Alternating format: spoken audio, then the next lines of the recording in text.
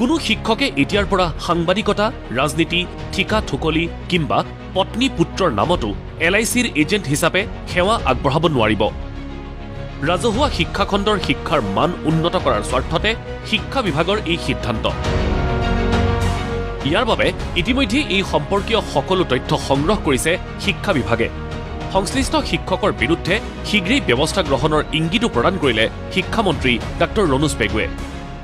আমাৰ বহু সংখ্যক শিক্ষক সাংবাদিকতা বৃত্তিৰ লগত জড়িত, গতিকে এই সাংবাদিকতাৰ বৃত্তিৰ লগত জড়িত, LICৰ লগত জড়িত, ঠিকা ঠুকলিত জড়িত, ৰাজনীতিত জড়িত, এই সকলোৰে তথ্য সংগ্ৰহ কৰা হৈছে আৰু ইয়াৰ ওপৰত চৰকাৰে সিদ্ধান্ত গ্ৰহণ কৰিব। লগতে সদ্য ঘোষিত হাইস্কুল শিক্ষান্ত আৰু হাইমাদ্ৰাছা পৰীক্ষাত শোচনীয় ফলাফল প্ৰদৰ্শন কৰা শিক্ষানুষ্ঠানৰ শিক্ষকৰ বিৰুদ্ধেও কঠোৰ হোৱাৰ নিৰ্দেশ দিলে শিক্ষামন্ত্ৰীগৰাকীয়ে।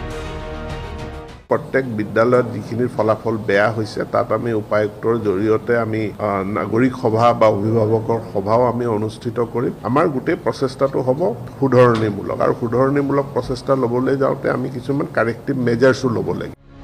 অৱশ্যে আগন্তুক শিক্ষাবৰ্ষৰ পৰা ৰাজহুৱা নহ'ব মেট্ৰিক আৰু উচ্চতৰ মাধ্যমিকৰ কেওটা শাখাৰ চূড়ান্ত পৰীক্ষাৰ ফলাফল।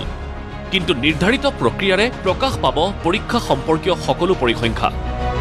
লগতে সেৱা আৰু শিক্ষা সংসদে অনুষ্ঠিত কৰিব নৱম আৰু একাদশ শ্ৰেণীৰ পৰীক্ষা।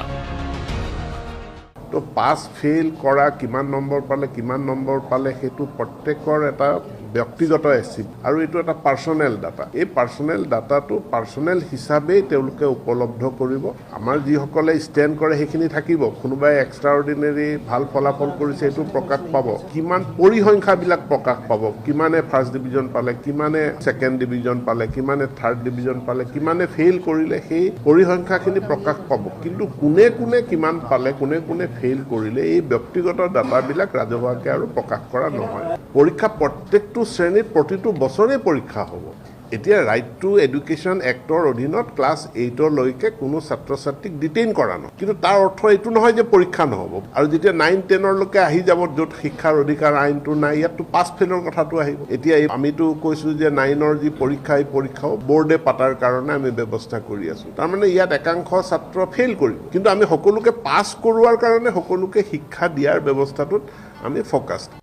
ইফালে শিক্ষা সংসদৰ সভাকক্ষত অনুষ্ঠিত এক অনুষ্ঠানত শুকুৰবাৰে শিক্ষামন্ত্ৰী ডঃ ৰণোজ পেগুৱে মুকলি কৰে শিক্ষা সংসদে প্ৰস্তুত কৰা 12টা ই-ছাৰ্ভিচ পৰ্টেল। এই পৰ্টেলসমূহৰ জৰিয়তে শিক্ষাৰ্থীসকলে অনলাইন পদ্ধতিৰে সমাধান লাভ কৰিবলৈ সক্ষম হ'ব প্ৰমাণপত্ৰ, পঞ্জীয়ন আদিৰ ক্ষেত্ৰত দেখা দিয়া সকলো সমস্যাৰ।